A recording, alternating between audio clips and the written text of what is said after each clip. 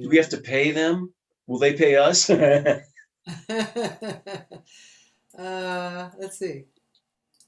Am I still live? How do we make money on the internet? Yeah, man, we are live, so um, I'm going to just, I'm doing my thing. I'm going to play the music. Oh, good. Start at the bridge. Wait, I think a guy's going to play. Wait.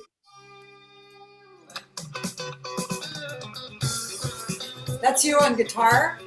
God, I hope so.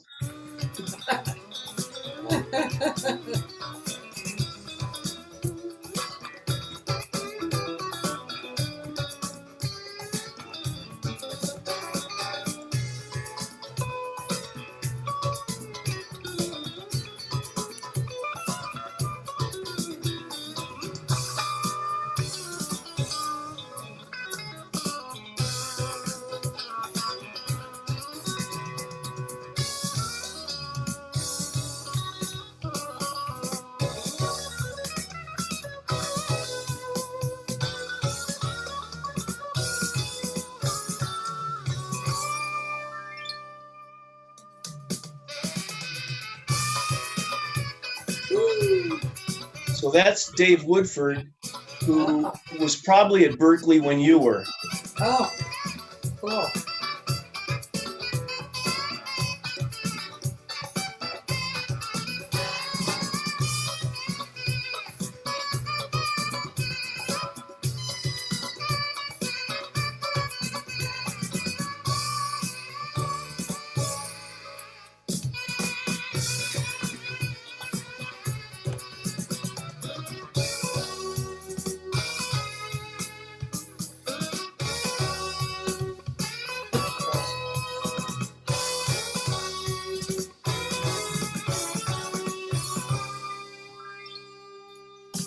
Modulate.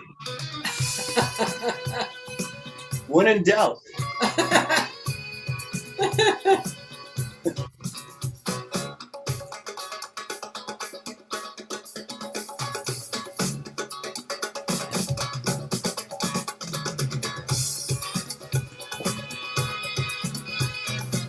Oh, God, it sounds good.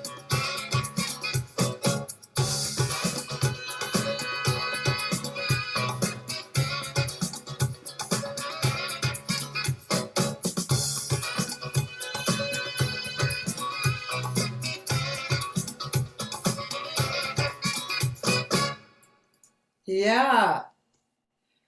Back in the Okay. day, Yeah. which was a Wednesday.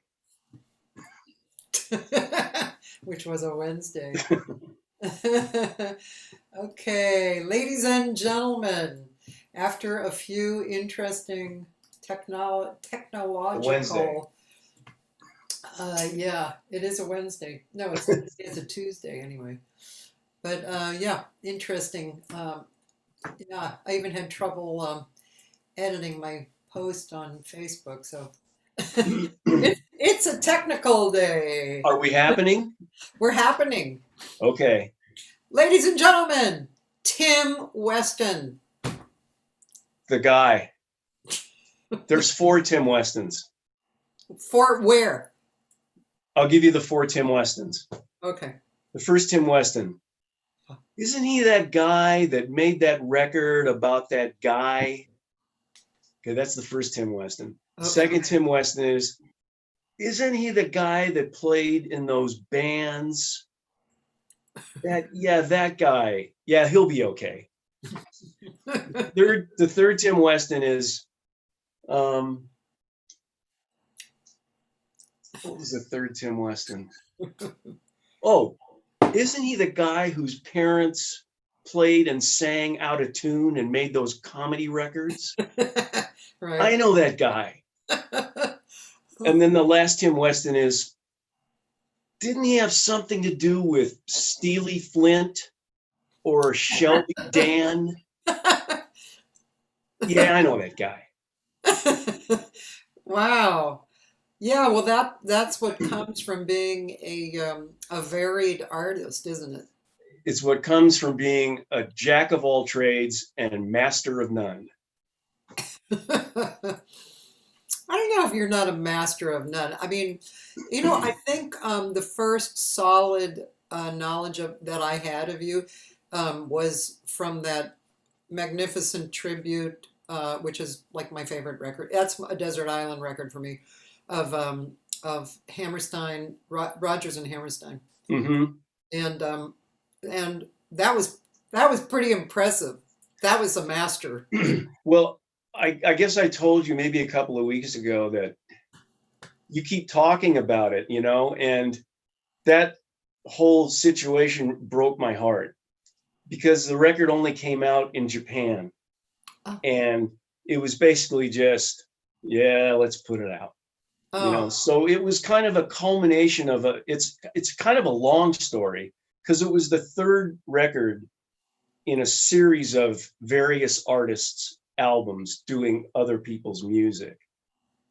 And the idea had kind of run its course in terms of record companies being interested in putting them out. And you did a few like that. I noticed on your bio, I right? did I did basically three. Yeah.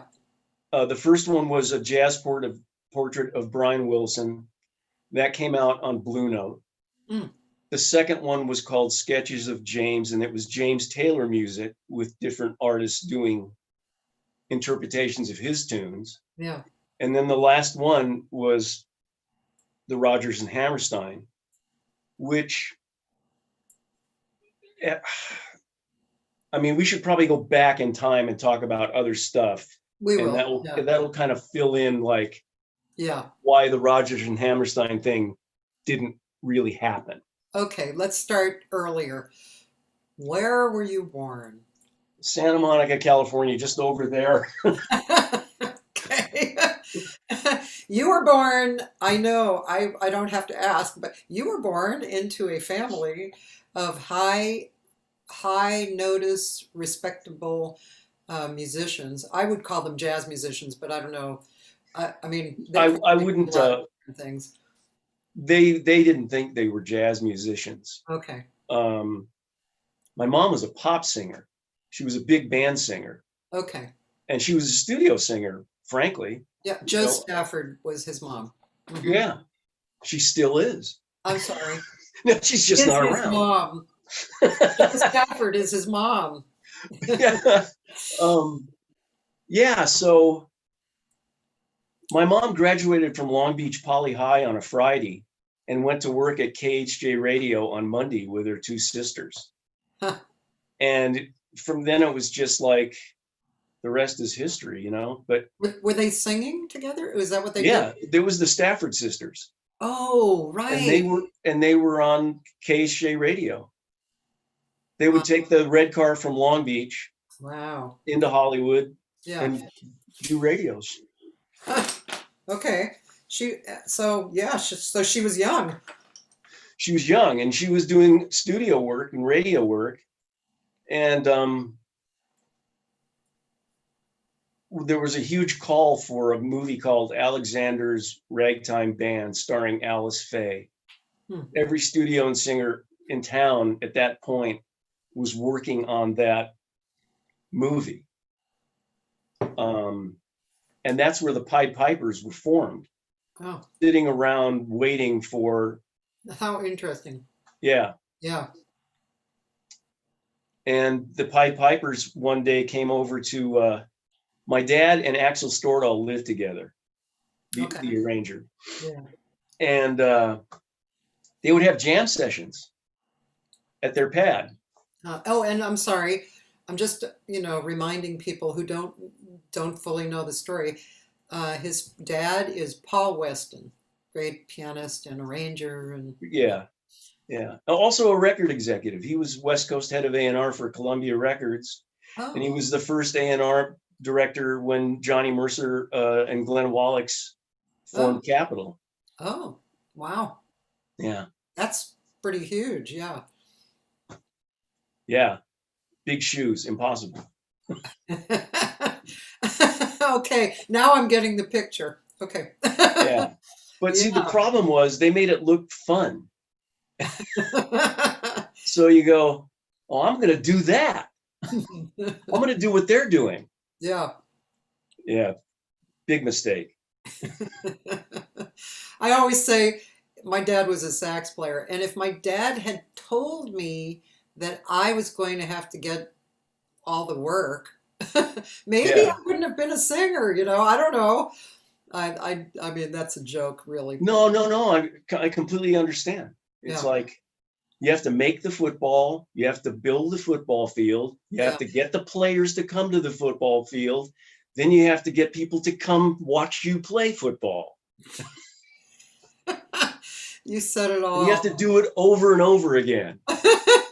Yeah, you said it all, man. Yeah. Yeah, it's Okay, so you entered into life in where did you have siblings as well? well, my Oh, sister your Amy, sister. she's an incredible singer. I'm not familiar with her. She's great. Huh. I mean, I think she had of the two of us, I think she had a harder time because she was Joe Stafford's daughter. I mean, I had a guitar Yeah, and my last name wasn't Stafford. yeah, And there was at least a generation and a half of music between when my folks were done being artists yeah. and I was trying to be something. Mm-hmm. So it wasn't that there was no nepotism involved, Yeah. you know. I only worked for my dad twice actually. Um, I mean, when Herb Ellis and George Van Epser and Barney Kessel are your dad's Yeah. guitar players, yeah, I don't think so. Yeah, that's a little hard to fill those. Yeah, Yeah. I'm that gonna won't be stop. happening. Yeah. Yeah, right. So yeah, those were our parents. Yeah. So, okay. So you came up. You probably, like many guitar players, were was you were probably playing guitar early, right? Not early enough. I'll tell you what. My sister and I had piano lessons, Oh, and that was a forced march. That was, yes, you're taking piano lessons. yeah. And it culminated in a recital at our house where everybody comes. Pete Rugolo is going to come hear Tim Weston do his piano recital. Nice. Marilyn and Alan Bergman are going to come hear Tim and Amy Weston play piano. Did you have a sense at that time of their importance? Well, I was going to get to that because the thing that's different, I mean, I've been watching your podcasts, I mean, it's my reason to get up in the morning. Who's Cathy going to be talking to today? Yeah, that's Because so it's going to nice. be somebody great and I'm going to learn something or laugh about something or gain knowledge. And one of the things that's different about me is when you guys talk about the Bergmans, you know, it's the Bergmans, Yeah. or it's Johnny Mandel, who Yeah. just passed away. Yeah. For me, it's Uncle Alan and Yeah. Aunt Marilyn, Right. or it's me coming home from school and Johnny Mandel's playing piano, waiting for my dad to get home. So uh, they were just my parents' friends. Yeah. Yeah. So now, at 67 years of age, it's amazing who they were and what they are, Yeah. Yeah. but that's that's just something that's different for me. Yeah. Well, I do know several people in your same kind of upbringing, who There's had, a lot of us actually. You mean like second generation? yeah, and they came up like I have a friend, you probably don't know him, Gary Bavona, and Is his he father, related to Gus Pavona? yes, that was his father. Yeah. And his mother, let's see, his aunt, can't remember, let's see, must have been his aunt. So his father's sister. She was actually a pretty well known singer at the time, and she was married I can't remember names, but she was married to the man who wrote what's the famous bit Bob? Bing, not Bing Crosby. Who's Bing's partner? You mean his brother, Oh Bob? no, wait, let's see. Bing Crosby, Bob Hope. Bob Yeah. Hope was his, yeah, right. Oh, thanks for the memory. Okay.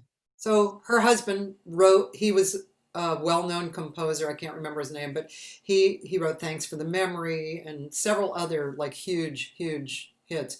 So Gary grew up very similar to you. You know, Hmm. people were coming through the house all the time, and it was all the people that now we look back and go, "Wow," you know. Exactly. So, um, I mean, I I'm mean, sure. Nan Schwartz's Yeah, parents were colleagues of my mom and dad. yeah, we talked about that too. Yeah. My dad used to call Nan's father Evil Willie Schwartz There you go. You have to be because close to it. he would do things like right before a take, he would turn to the sax player next to him and go, just as the guy's counting the tune off, Willie Schwartz would go, "Is that your reed down there?" Jesus. Uh, Yeah. yeah. Okay. Uh, okay, so you're growing up. You were playing piano. Oh, Nan Schwartz is on. She said, "What?" She knows it's true. Oh, Um, yeah, so with the piano lessons culminated in this piano recital. yeah, They kind of fell by the wayside. You know, like my parents weren't beating us over the head to take piano lessons. yeah, yeah. But then all of a sudden, not all of a sudden, I guess on my 11th or 12th birthday, my dad gave me a guitar. Huh. And I wasn't asking for one. It was just like, oh my God, this is incredible. And he gave it to me with no preconditions, Hmm. you know? So I just took it and went in my room and started teaching myself. And I taught myself until I hit the wall where you can't teach yourself. And I started taking lessons. Um, I took lessons from a guy named Tom Bruner, who wrote a book about sight reading for the guitar. I took lessons from a guy named Danny Embry, who was from Kansas City. Right, I knew him. Yeah, Yeah, great guitar player. yeah, really great. And then I took individual lessons with different people. Steve Kahn, Sammy Kahn's son, Hmm. who actually changed the spelling of his name Oh, and moved to New York and became a great guitar player. I studied with him. I studied with Bruce Foreman. uh-huh. Um, so that's it, you know.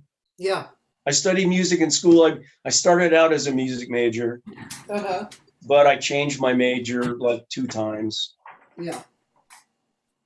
and finally got a degree in philosophy, which I saw that. I was yeah, that's intriguing. yeah, Aristotle wanted me to go on the road, but I wouldn't do it. I see. Yeah. Well, you're Yeah. kind of a hack, so. So, yeah, so I mean, I'm going to school and my first summer job after graduating high school was at a music publishing company. Oh, okay. And it was in that building. Remember, you were talking the other day about Simply Blues? Yeah. Well, I worked for Larry Shane, who had offices with Henry Mancini. In that They, building. yeah, they had like almost half a floor. Oh, And Larry Shane was administering my dad's catalog. Uh, so I interned at Larry Shane Music for the summer of 1970. And that was back in the day when there were song pluggers. oh, really? Yeah. Oh, So you'd get tip sheets and so and so is looking for tunes for so and so. yeah. So you go to your catalog and you go, oh, this tune might be good for them, you know. Then you get in your car and you go to a meeting with this A&R guy, with the producer, staff producer at a record company, and you pitch them tunes, hoping that they'll put a hold on one and record it. When you pitch tunes, I actually haven't spoken to somebody about this, but when you pitch tunes, do you just sit there in the office and you play it? Yeah, it's really dumb. Yeah. You sit there in the office and the guy puts it on and he goes, nope. Next. It better be a really good demo too, right? Well, I'm going to get to that, because that's kind of how I started getting to do sessions. Is I did lots of publishing demos. And eventually you hope that somebody goes, well, why don't we just get that guy? He played on the demo. The demo is kind of how we're going to do the song. So let's just give that guy a shot. Yeah. But yeah, so that's where I learned what a horrible salesman I am. Plugging songs. Well, I can't sell you a hard job. I can't sell you what you need. That's bad. Yes. Yes. I have this song here. Would you perhaps like to hear it? Yeah, if you were a little older, that might be different. A little wiser. Yeah. Well, I was going with somebody. It wasn't, they weren't pushing me out the door on my own. Yeah. There was a guy named Jim McCrell, who's a famous television personality, television host, and Jim was working Hank Mancini's music.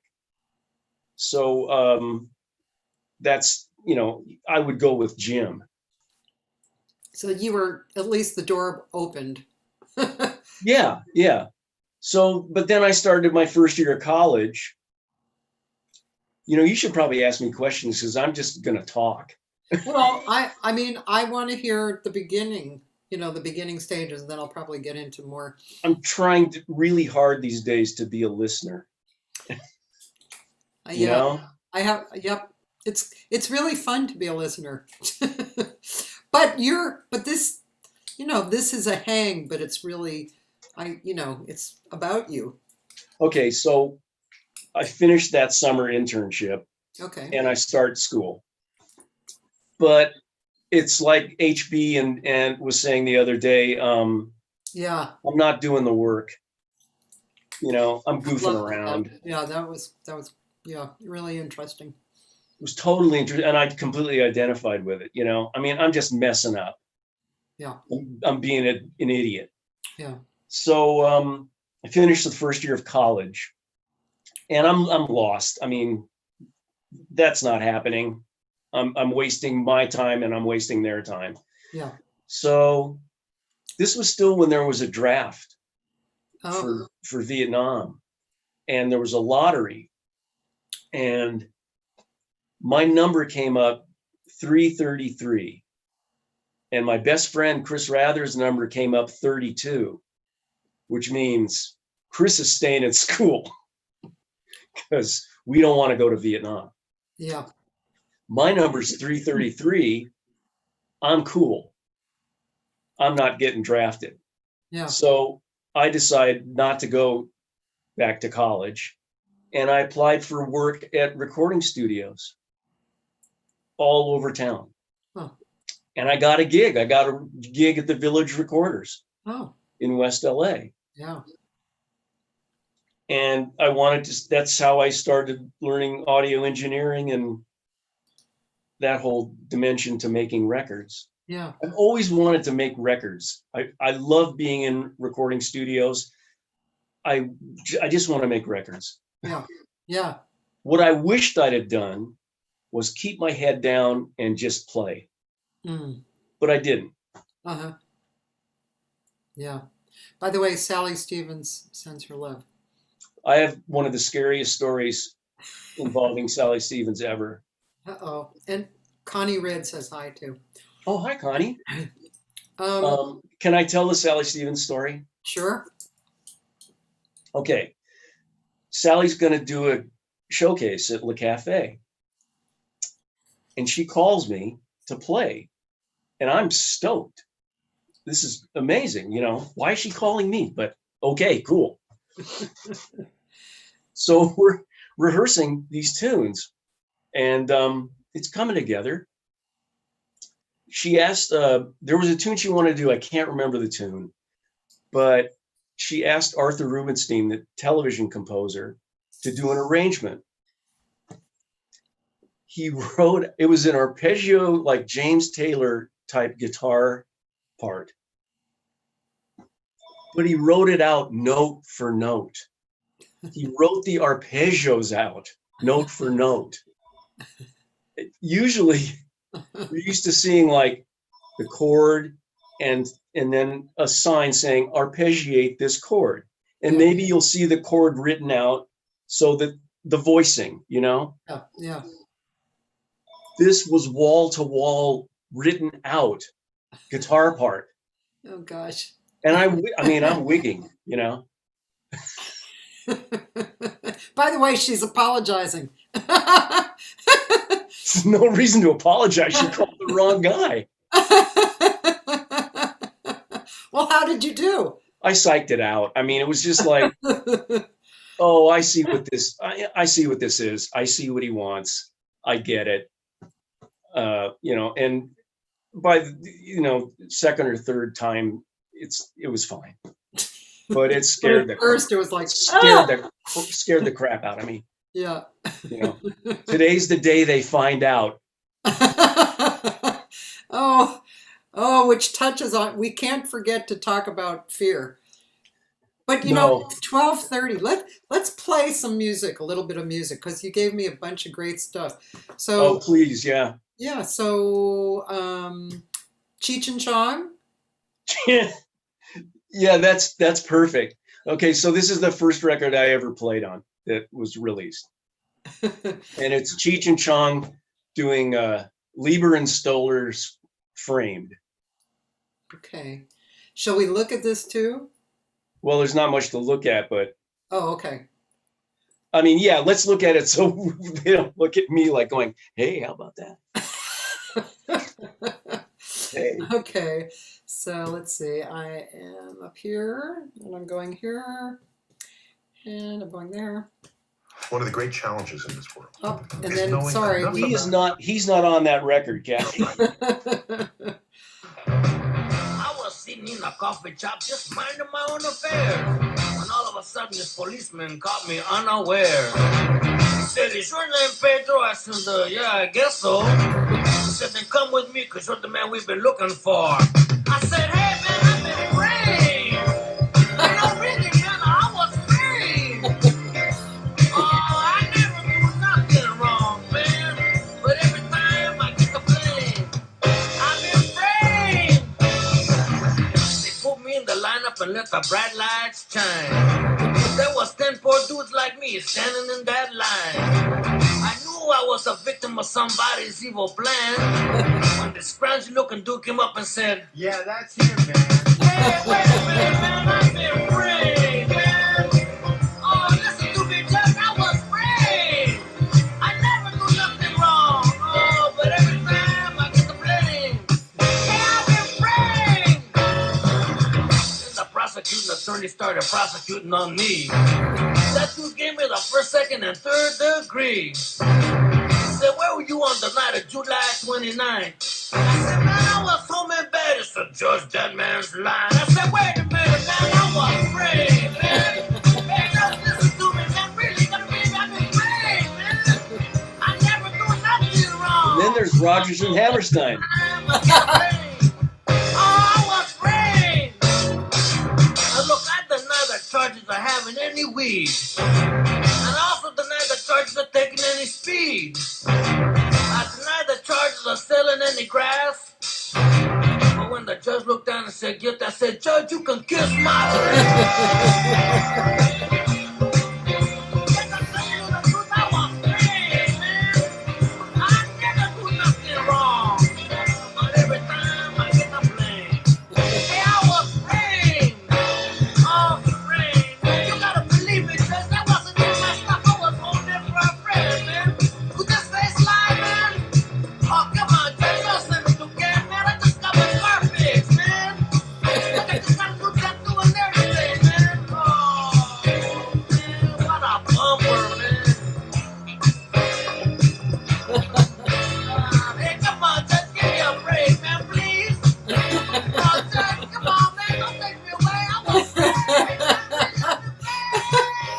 God, man.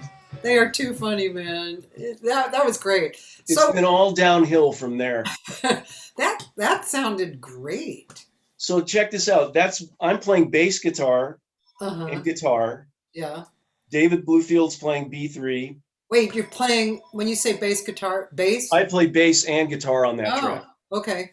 Dave Bluefield played B3. Ricky Fattar is playing drums, and Tom Scott did the horn chart. It was a great sounding band. Damn. Ricky Fattar, you were talking about guys playing like this side of the beat and that. Ricky Fattar can lay back like nobody else's business and still make it feel good. That's really a beautiful thing. Yeah. He's a very cool drummer. Yeah. Yeah, that just makes everything feel so good. So anyway, that's record number 1. That was great. That was great. And not to mention it was probably hugely popular, right? I have no idea. I don't know. I mean, they were pretty big at the time. Yeah. Just listening to him sing, talk, I mean, he's so distinctive. There's no way you can miss who he is. And he's so funny. Yeah. I was framed, but with the right inflection, Right. That was great. By the way, Ron Boosted says hi. Hi, Ron. Great singer. Yeah, great. And singer. also a great mastering engineer. Very good. I use him. Yeah. Yeah. He's really good. Okay, so I get this gig at the Village. Yeah. And I'm answering phones, sweeping up, making coffee. Really? Yeah, I mean that's how I got the job. Yeah, you were young too. So, but I'm also learning how to align tape machines and degauss the heads, and I'm learning the console. I'm learning the microphones. I'm learning which mic sounds good on which instrument. Where's a good place for the guy to sit in the room? So I'm learning the art of recording. Yeah. And it was a great time to be doing that because you're learning old school recording engineering, but there's a tremendous amount of experimentation going on in terms of audio recording at the time. Like, what if we take the guitar signal and send it out to a pair of headphones sitting on a stool, and then we mic the headphones? What's that? Let's see what that's about. And also the Village had yet to become a famous studio. Yeah. So there was a lot of downtime, and Jordy Hormel, the owner, would let us use the studio. Huh. So it was a wonderful situation. How long were you there? I was there for a year. And that's when I worked on the first 2 Steely Dan records as assistant engineer. Boy, and what was that like? It was like a lot of things. It was fun. It was intense. It was grueling. It was creative as hell. It was the days before automation. So the mix downs were like a performance of themselves. Everybody had assignments during the mix. I don't know if I can describe this to you, but it's like, okay, the guitar has to get panned to the left for the chorus. And then the solo comes up and the guitars have to come in, and everybody has moves they have to make. So the console is like covered with tapes of different colors, and you're assigned to make these moves. And so you're mixing in real time. There's no automation. Yeah. And so it's a performance. Yeah. So like you're done with a mix and it's like, I forgot to move the guitar back to the center. Should I tell them?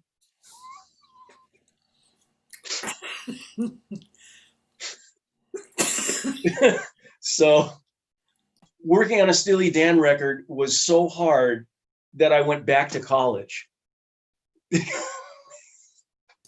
Oh, college? I can do college now. Yeah. Yeah, that, I mean, just imagining what that must have been like. That must have been everything you said, all the words you said, but just, I mean, it's just kind of thrilling for me to think of. Well, but see, we didn't know it was Steely Dan. we didn't know it was going to be Steely Dan. It's the Oh. first record. Oh, yeah. Nobody knows. And then all of a sudden, I'm back in college and Reelin' in the Years is on the radio. Oh. You know. Wow. Hey, I worked on that. Yeah, exactly. Yeah. Wow. And then I came back and worked on the second record, Countdown to Ecstasy. And the reason I worked on that record is that Donald and Walter had just destroyed the second engineer that was working on it. They just made mincemeat out of him. Oh, wow. He was reduced to tears. So, I mean, if you're going to hang with those guys, you have to give as good as you get. Mm-hmm. Yeah. So I think they want me back. Yeah. Yeah. And I had since made friends with Roger Nichols, the engineer who I was assisting. Yeah.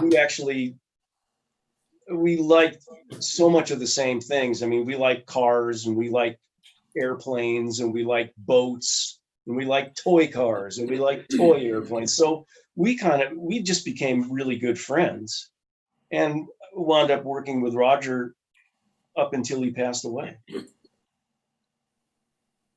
So anyway, that was my audio engineering adventure. And then you got into producing. Well, that's a longer story, but here's how it ties in. When you're a second engineer, you're a fly on the wall. You're supposed to be seen and not heard. Just do your job, shut up, Yeah. And the producers that I always respected and admired were either musicians or recording engineers. Yeah. Like you'd see a lot of guys come in and like, why is this guy producing? Yeah. What is he bringing to this situation?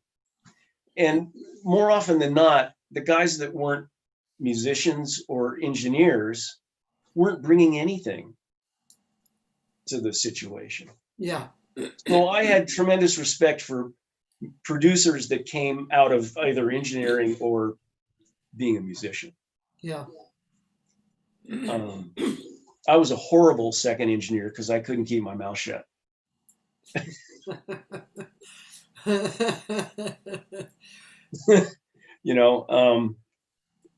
We were doing a session. I can't remember who the artist was, but the guitar player was Jesse Ed Davis, who's a really cool guitar player. He played on Jackson Browne's first record, and he played with a bunch of different people. Really interesting guitar player. And so I'm assisting, and they're doing it. They're doing a pass, and I say, that guitar's out of tune. And okay. So you say to me, that guitar's out of tune. You say that guitar's out of tune. That guitar's out of tune. Who in the hell do you think? Oh. Yeah. Yeah. So. Okay. So but that would be a producer kind of comment. Yeah. Yeah. So I always knew I wanted to produce records because I love being in the recording studio. Yeah. I mean, you were saying the other day that you don't find it enjoyable. Singing. Yeah. I like producing. Mm-hmm. And mixing I can tolerate, but the singing part, and it might just be me. It might just be. I was talking with some singer friends yesterday, and this sounds silly after all these years, but maybe when I practice singing at home, I need to practice on the mic so that I can bring what I do off the mic onto the mic. And I think that's part of the problem in the studio. It's like I hear, I like to hear myself, but I hear too much of myself, or I don't feel like I'm freely, singing. I feel like I'm, Yeah. and I really, that's not a great way to record. No, that gets back to like fear. And, Yeah. let's see what this caller has to say. Sorry, it's my husband's phone, so I should Kidding. just take it off and turn it off. Go ahead. Opinion on line 6. Okay. Now I'm in control. Oh. Okay, so have you ever heard that expression, free your mind and your ass will follow? No. I can't do that. Okay. I'm always in my head. Oh, okay.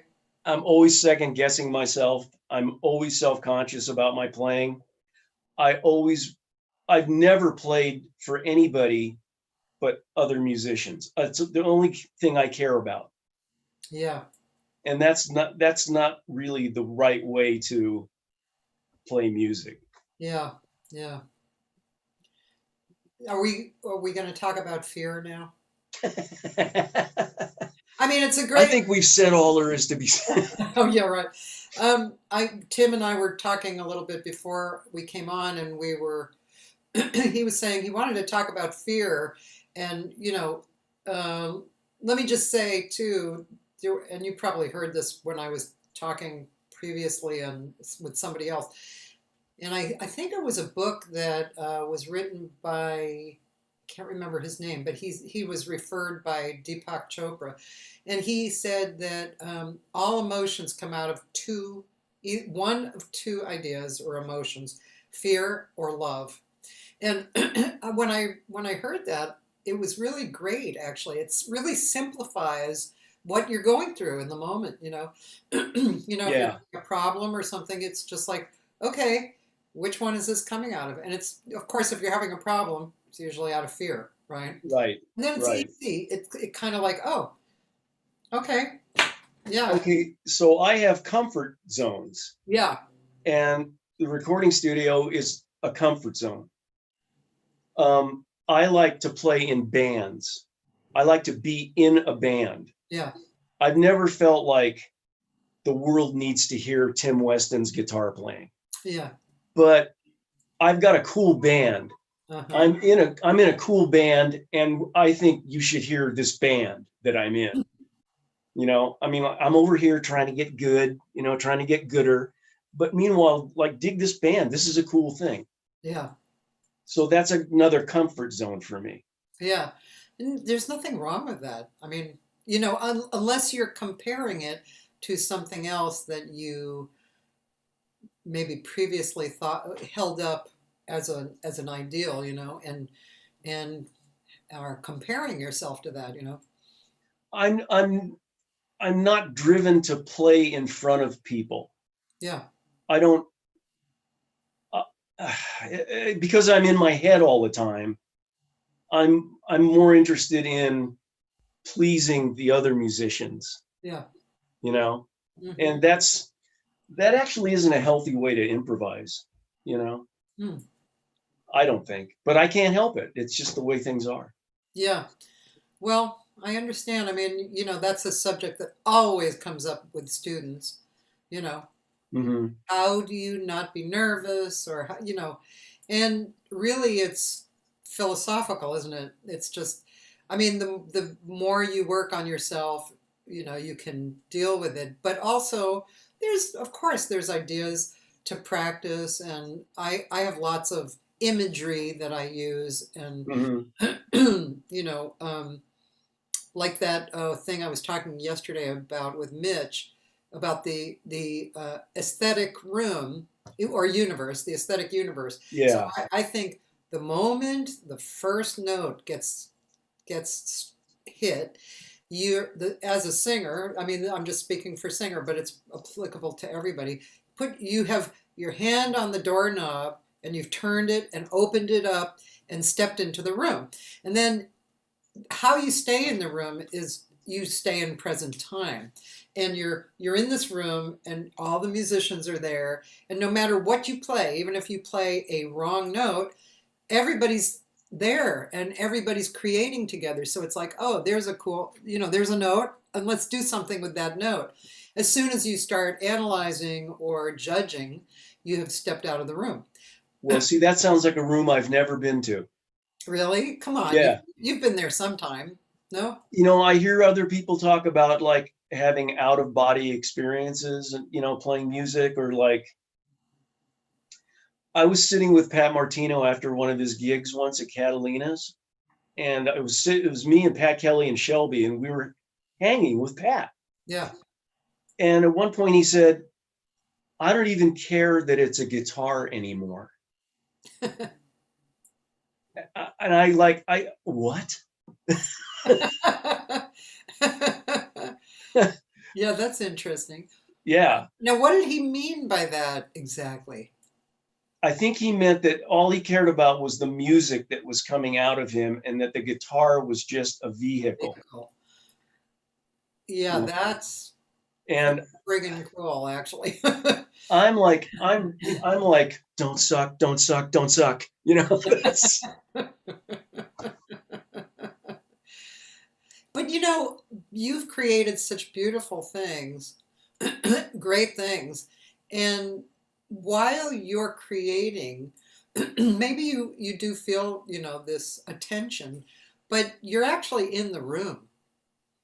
You're there. And I mean, music, it's not a material thing. It's not, it's not that. It's just the actual the actuality of music is spiritual or otherworldly, or it's definitely not a material thing, right? I should have talked to you like 40 years ago. I'm not being sarcastic at all. Oh. No, I'm not. Yeah, I see other people having it, Yeah. I mean, like I was talking to you about Mitchell. I mean, he's the most fearless musician I've ever known in my life. Yeah. And I mean, I wish I could get some of that. He's ready for anything, anytime. Yeah.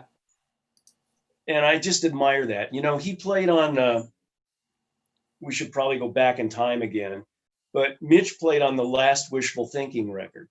Oh. And now, by the way, I said yeah. I didn't really know of you, but I did know that group. So see, that was what I was saying earlier. Tim Weston, who's that guy? The guy. Right. Right.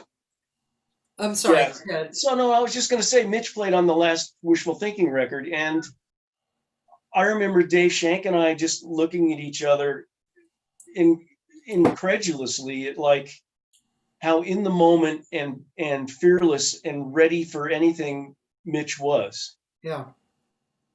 I really admire that about him. Yeah. I mean, I admire that in a lot of musicians, but Mitch was the first person where I actually I saw it. Yeah. Yeah. Did you send me a link for Wishful Thinking? Yeah, there's two. Yeah, you should play them. Let me go look for that. You should play there's one called The Green Room. I think it's the first. Okay, I'll look for I'll do that one. And The Green Room, I like that. That's a surfing phrase. It is? The green room is the tube, when you're in the tube. Oh, that's cool. I did not know that. Jeff Richmond would have to tell me shit like that. Jeff Richmond and I used to surf together and practice guitar in the afternoons. Oh, really? Yeah. I love Jeff Richmond. I do too. We live walking distance from each other. Oh, solid. And we went to college together. He was at Berkeley when you were. Yeah. Okay, Wishful Thinking. What? This is a cool cover. What is it? That's actually the first computer graphic cover that I know of. That was done by a guy named Jim Hillen, and also my art director, best friend, Jeff Lancaster. And that was our second record. Now, what is it? What does it signify? That you're going to go off the edge or something, but you're tight. He's like a square businessman, dude. He doesn't know what time it is, man. Think about it, man. Think what you're doing. Oh, right, because it's think again, right? Yeah, and he's bungee jumping with his business world. Oh, okay, here we go. Wishful thinking.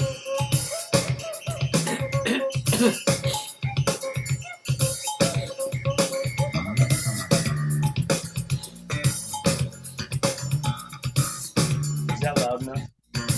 Is it?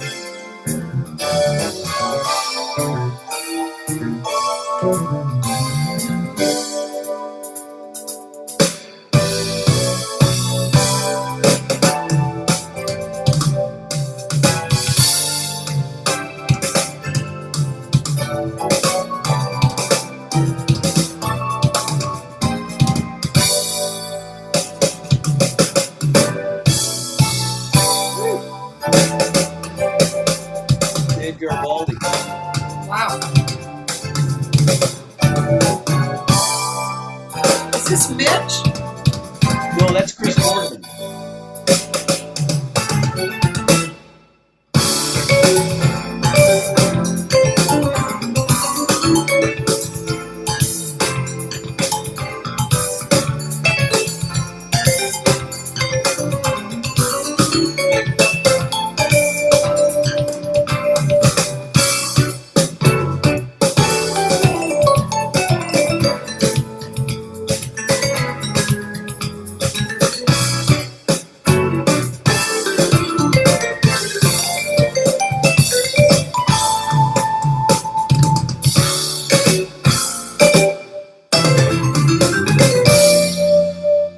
Ooh, mystery chord. Mystery chord. Nice. That was really great. Yeah, really great sound. Yeah. So what the thing that illustrates is what I love about being in a band is when I brought that song to the group, Yeah. it the group took it and made it something. Yeah. You know, you can develop things. It isn't just like Tim Weston with a book of music and whoever can make the gig. Yeah. I don't want to do that. I never want to do that. Well, I think that's like a great avenue. I mean, because yeah, I mean it's definitely a different avenue than being a solo artist, kind of, isn't it? Yeah, I mean, it's all of the responsibility, but not the spotlight. Yeah, yeah, You know, yeah. And the music sounded great. And so this, I'm sorry. So who was playing bass? Jerry Watts. Oh, cool. Yeah. Yeah, Jerry. wishful thinking. Wishful thinking was me, Chris Boardman, Jerry Watts, Dave Shank, and David Garibaldi. And then we made 3 records like that. Then Dave Garibaldi went through a divorce and decided to leave LA and move back to the Bay Area because he was just fed up with LA and the vibe, you know, it wasn't for him. Yeah.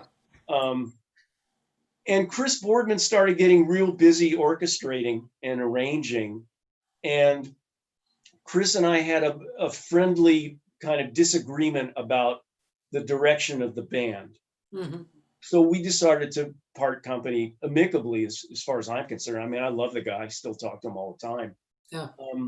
But it was kind of a crossroads where Dave and Jerry and I, okay, so the band kind of got this reputation for being like, you guys are tight, you know? Yeah. And boy, are you guys tight. Yeah. And it got to be where like, well, you know, there's other stuff going on, but the fact is we got so tight that we choked the music. You know what I mean? Uh-huh. And Dave and Jerry and I wanted to open it up a little bit and have more accidents. Yeah. So that's where we were headed by the time we made the 4th record. Yeah. How many records did the group make altogether? 4, and then a best of CD. Uh-huh. And so, did you say Mitch was on the 4th one? Was that? Okay, well, what happened is we're kind of in limbo and we're playing with a bunch of keyboard players and trying to figure out what to do. And all of a sudden we get another record deal. So regardless of what's going to happen to the band as a live entity, Mm-hmm. we are going to make a record. Yeah. So we decided, okay, well, let's have Vinny Colaiuta play drums. We asked him, and let's have Mike Barsamonto play drums. Mm. And our intention was, I mean, Vinny was never going to join our band. Yeah. But Bars probably would have. Yeah. Yeah. And then Mitch didn't want to commit to a band, Mm-hmm. but Mitch would love to do the record. Hmm. So the 4th Wishful Thinking record was the nucleus of the writing of me and Shank and Jerry on bass, and then joined by Mitchell, Vinny, and Bars. Oh, interesting. And actually, that is the band that did the North Sea Jazz Festival. Oh, yeah. With Vinny or Bars? With Vinny. Uh-huh. And I don't remember a thing about it. What I remember is trying to get my gear together and get my, shit in together. And Larry Coryell wants to visit with me while I'm trying to, Yeah.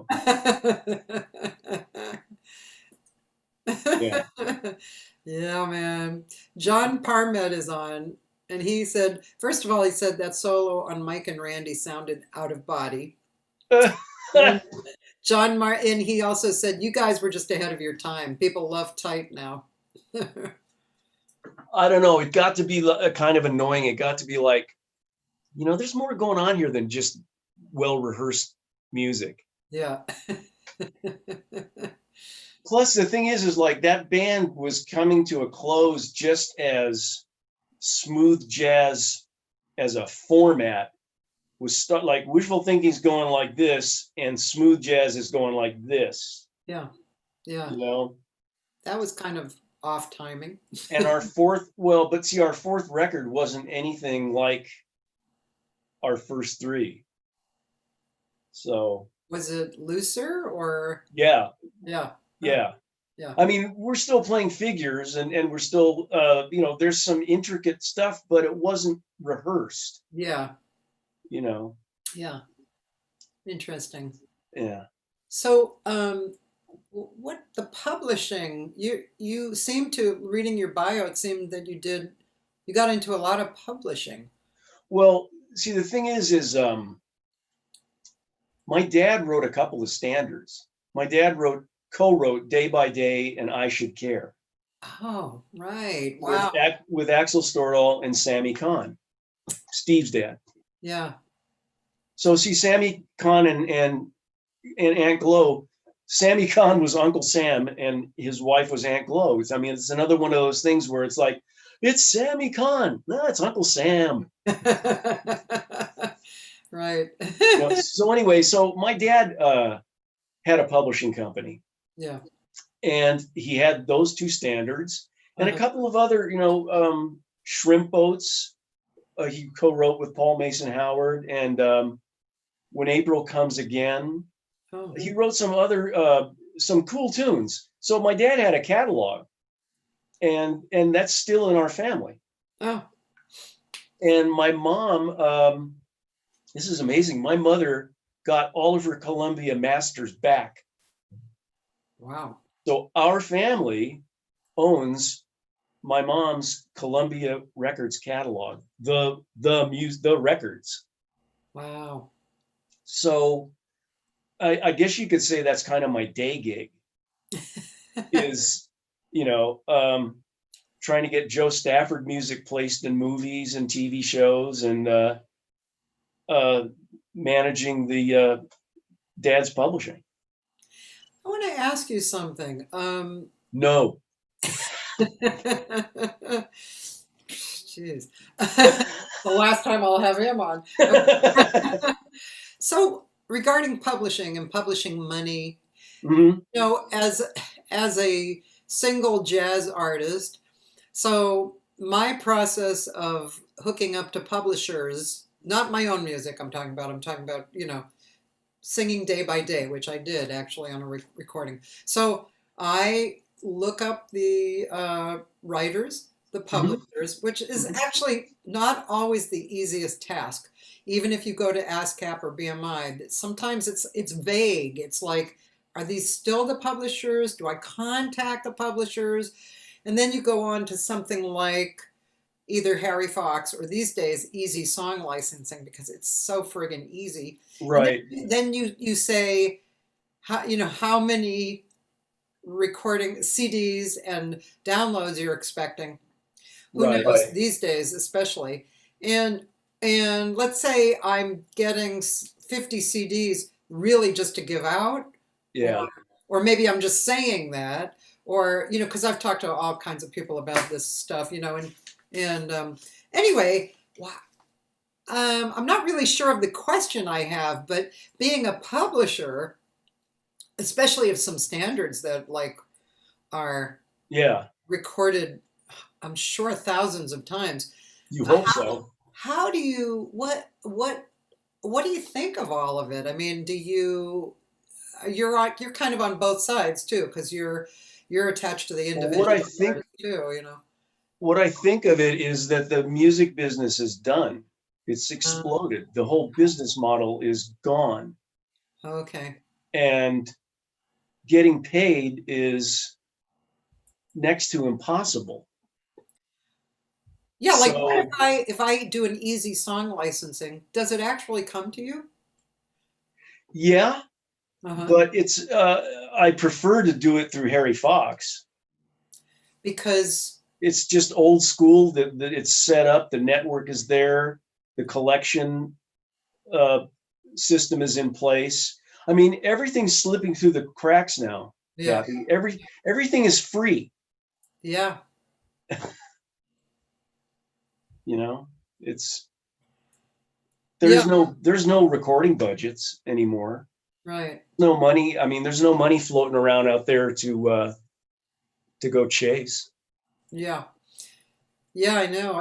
I mean, and somebody like me, I mean, really, the only reason I don't throw out the thousands of CDs in my garage is because I still go to Japan and I will sell 50 to 75 Right. approximately CDs when I go to Japan. And why not? It's actually, it's I money. owe my entire production career to the Japanese music business because Dr. Strut was on Motown and Dr. Strut was also on JVC in Japan.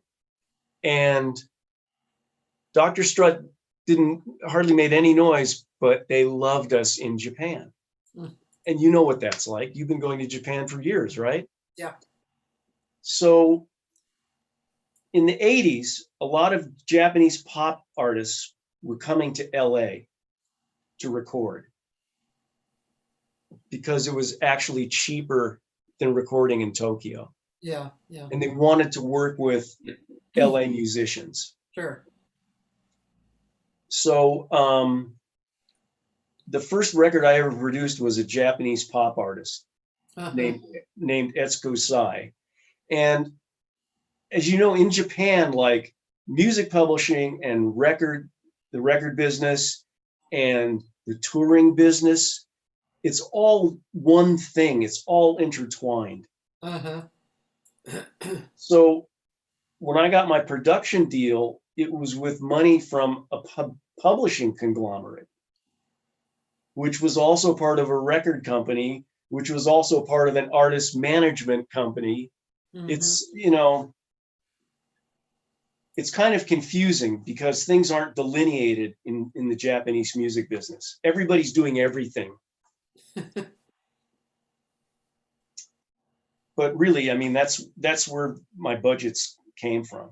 Yeah. Yeah. Okay. So yeah. Um, yeah, this is a really interesting time for musicians and anybody in the music business because it's so wildly changing and flying around and not old school anymore. So Yeah. it's I really mean, we're back to, it's like you said the other day, your music is now your business card. yeah, It's, I mean, in my opinion, it's supposed to be art. It's supposed to be something to be taken seriously. yeah, And now it's like more of a means to an end instead of it just existing in and of itself. yeah. Yeah, which goes back to very personal point of view and philosophical to me. It's, why am I doing this? Uh, Totally. what is the purpose? What do I want to focus on? Because focus becomes a very subtle um, guiding force, right? Right. And yeah, so yeah, it's really hard to. Why am I doing this? Yeah, That's I don't want to that say really, I mean, that totally resonates with me. yeah, yeah. I'd like to say challenging instead of hard. I always try and put the put the word in challenging instead of difficult, hard. Um, Yeah. but it like what you said about the what did you say about the you make a football? What did you say? That was so cool. You build the football field, you make the football, you call the players, you invent the game, and then you try and get people to come see it Over and over again. This over and whole over and over yeah, again. yeah. Yeah. Oh God, yeah. So and that's what this. I That's mean, what we're that's what talking running about. a band is. That's why you run out of steam. Yeah, yeah, yeah. I think yeah, it's interesting too to see successful musicians across the board, whatever they're doing, and what their good points are about their own, like you said, your comfort zone or Mhm. something you know you're good at. And it's interesting to see some people just like Mitch has no presence on Facebook, which is interesting. Now, Right. whether I didn't ask him about that, maybe it's a personal issue or something, Oh, or maybe not. Maybe my best friend has he has so no much love time. for Yeah, my best friend has no time for Facebook. yeah, Not interested. yeah. I like And he doesn't have even a Facebook page. he has a Facebook page, but he probably forgot that he has it. I mean, I like Facebook to stay in touch with people from all the period of my life. Yeah, I think yeah, it's cool to stay in touch with people from different. I mean, I'm 67 years old now. I mean, I have like different parts of my life at this point, yeah. you know. By the way, when's your birthday? November 19th. And you're 67 now? Yeah. Okay. I'm 67, but my birthday was May 28th. Yeah, I'll be 68 in November. And what do I have to show for it, Cathy? Lots. Okay, so Wayne Powers said, I remember Tim from way back in the 70s when I worked for Henry Mancini and Larry Shane. He Well, was then talented then and even more talented now. Plus, he sure does come from good stock. Hiya, Tim. check is in the mail, Wayne. Oh, Um, let's talk about your parents for a minute okay. or longer, whatever. Okay, so yeah, so we've talked a little bit about them Right. in you know the I don't know whether to call it the real way or whatever.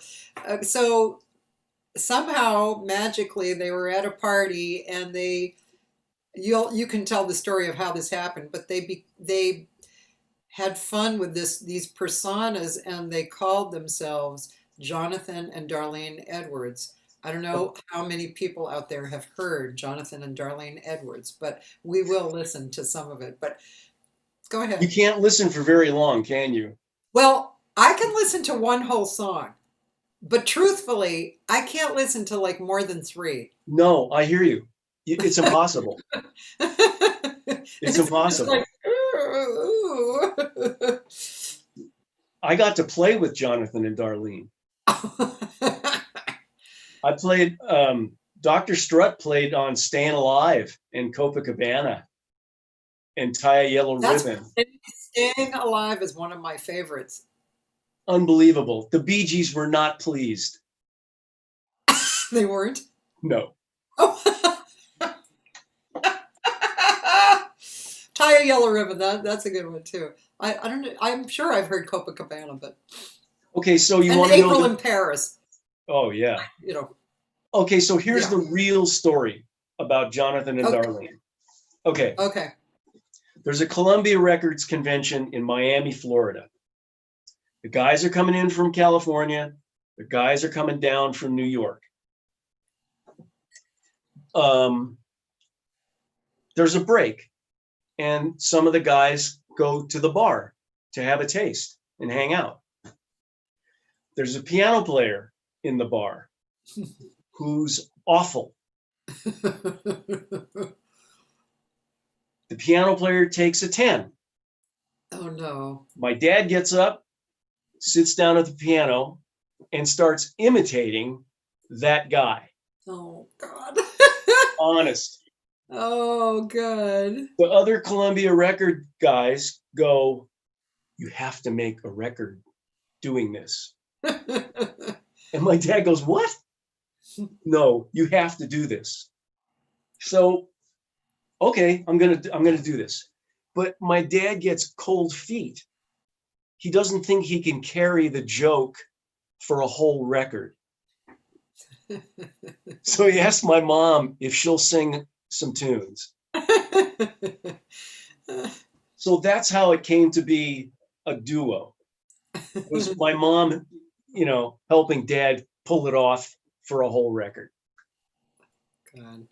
And it was hysterical. I mean, my dad played a Rangers piano. I don't know if you know what I mean. Like Chris Boardman plays a Rangers piano.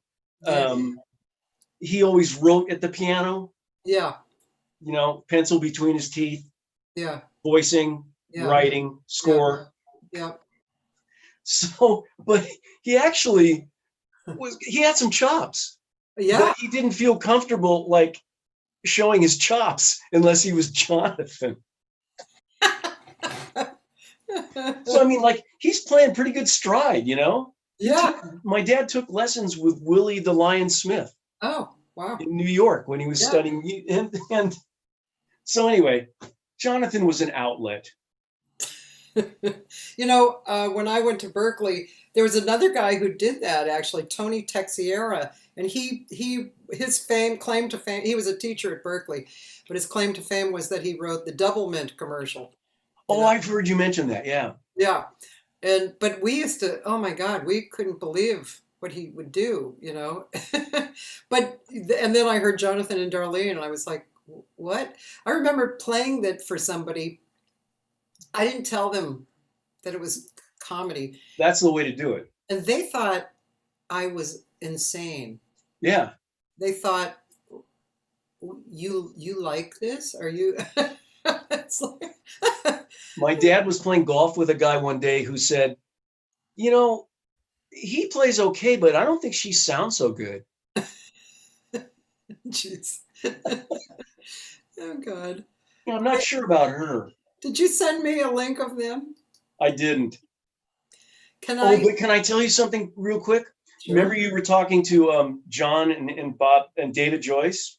Yeah. Okay, well, my favorite Jonathan and Darlene record is their favorite. And it's Sing Along with Jonathan and Darlene. Wow. And basically, that's a revenge record against Mitch Miller, who my dad never got along with and who made my mom record some really stupid songs. That's funny. Yeah. Wow, is this a video? Jonathan and Darlene Edwards sing Jack Benny's song? No, that's too long. That's when they were on the Jack Benny television show. That's a really funny. I mean, I would encourage anybody listening to us now to look that up because it's really funny, but it's too long to play here. They actually did Jonathan and Darlene on that show? Yes.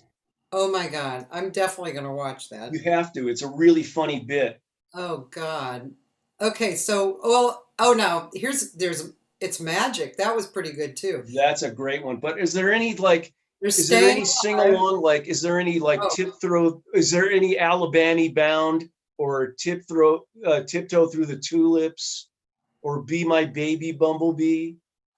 I don't see. Because that's got Jimmy Joyce and all the studio singers as the Mitch Miller. Well, I could say, what was it? What was one of the songs? Alabama Bound. Alabama. Like that? Bound. Yeah. Or Be My Little. Here it is. Oh, there it is. There it is. Play that. Either one of these, right? No. The second one. This one? Yes. Okay.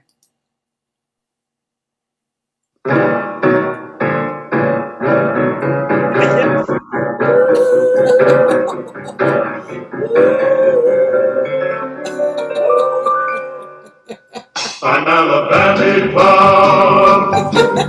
Tell me no keep me hanging round. Just make me just like you found all over the world. To find the season I Just hear that choo-choo sound. I know that we're gonna cover ground. and then I'll holler for the world will sound. Here I go. I'm Alabama bound.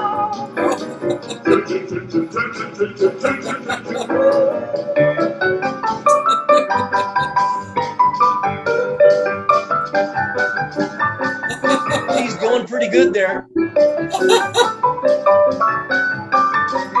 Stretching out. Almost.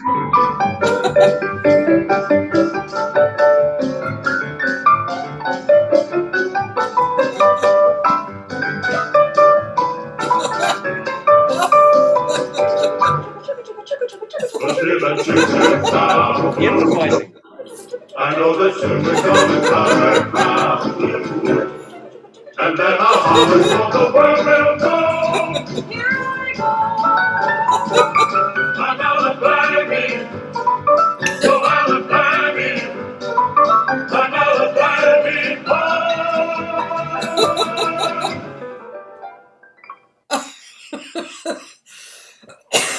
Oh my God. Nailed it. Oh God. I know. It's hysterical. You really should listen to like at least one a day of that. Well, But so not, that's not more than 3 in a row. so that's John and David's dad, and every studio singer in LA. Oh my God. Yeah, I know. It's great. Oh, it makes me sweat. It makes my teeth hurt. Oh God. They did a number of recordings, right? I think there's 5. Yeah. Yeah. Yeah. It's amazing. It's amazing. It's amazing. 5. Yeah. How did you get to do that? Oh my God. Yeah, That's really great. I know it is. It is. Our family, I was thinking today, I mean, I was raised on Carl Reiner and Mel Brooks, and our house was we laughed a lot. And I think a sense of humor is the most important tool in the toolbox, Yeah. you know? And my folks took their music seriously, but they never took themselves seriously. Yeah. I mean, my mom was the most reluctant star you would ever want to meet. Yeah. She didn't want to sing in front of people. She just wanted to make records. Yeah.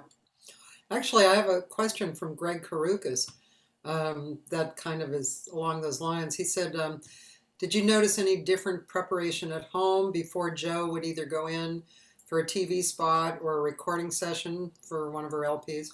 No, because I was, by the time I came of age, like 12 years old, Yeah. my mom had pretty much retired. Mm. And my dad at that time had moved into variety television. So my dad would have the orchestras on the Danny Kaye show, the Jim Neighbor show, the Chevy show, Jonathan Winters show.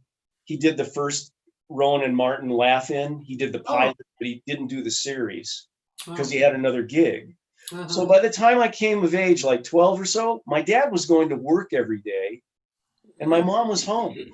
Huh. So I didn't, to answer Greg's question, I wasn't privy to watching her prepare. Yeah, yeah. Speaking of singers, you happen to live with one of my favorite singers on the planet, Shelby Flint. I'm Tim Flint. I can believe that. That's who I am now. Did you hear that, Shelby? And I'm proud to be Tim Flint. Yeah, and actually, the pictures that I found that I liked the best were of you too.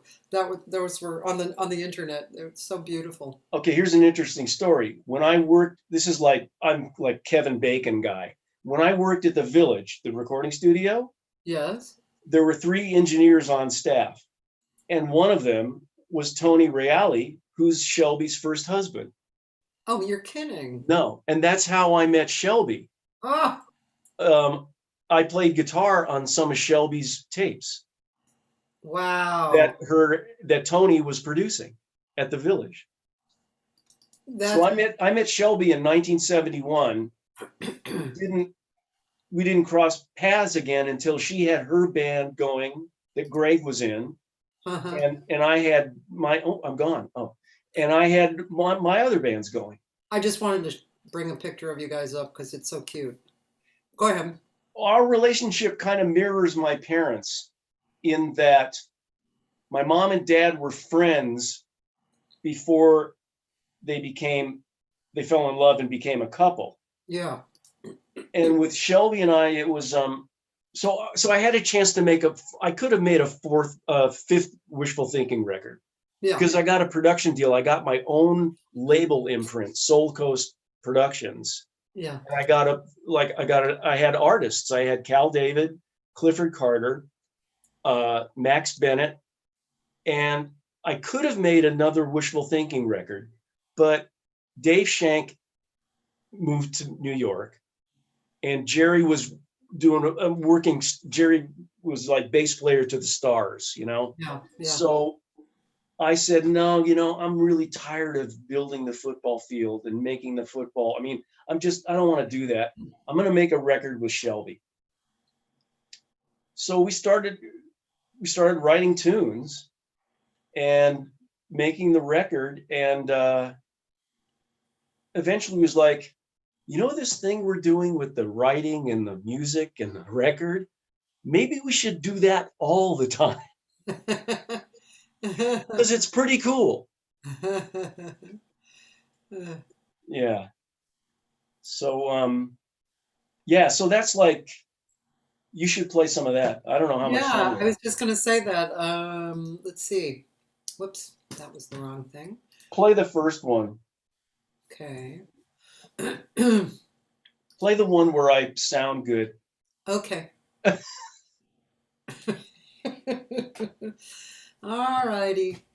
I'll be doing that right now. Let's see.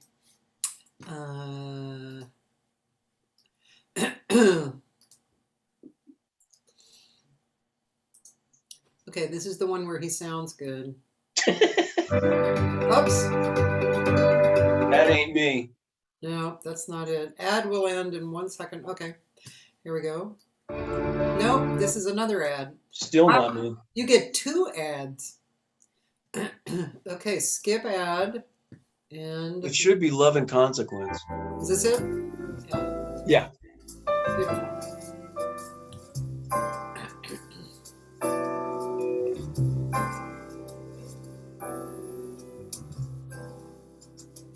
When you smile, I can feel you with every sense.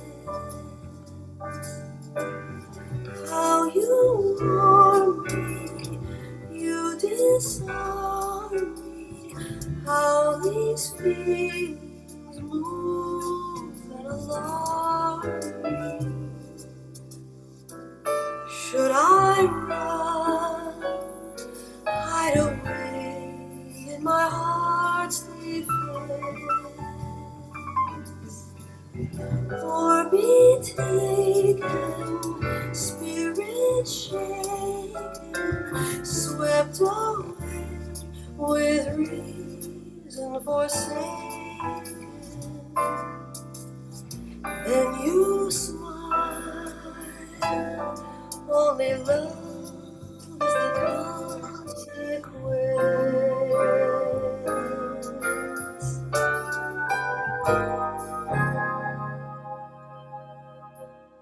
Throw a stone in the water, stars in the heavens dance.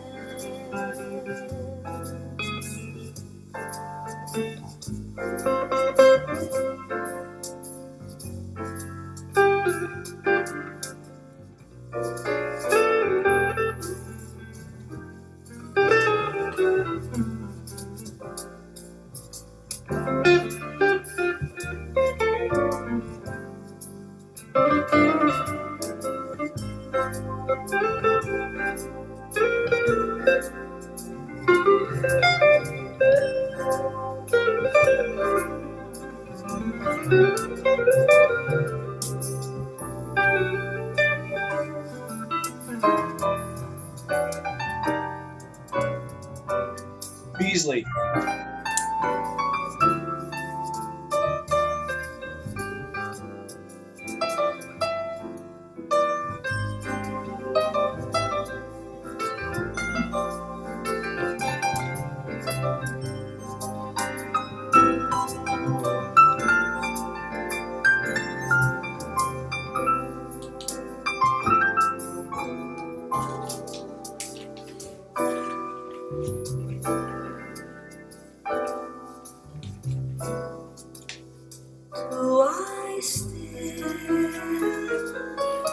choice in these sweet evenings.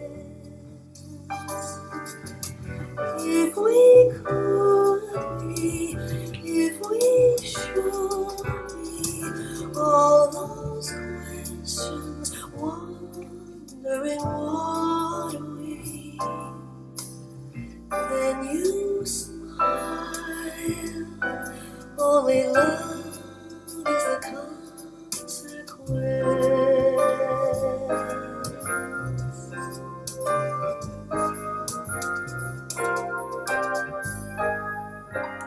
Wow.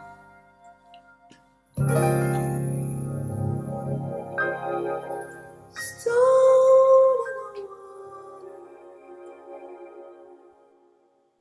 water. What a beautiful song. Thanks.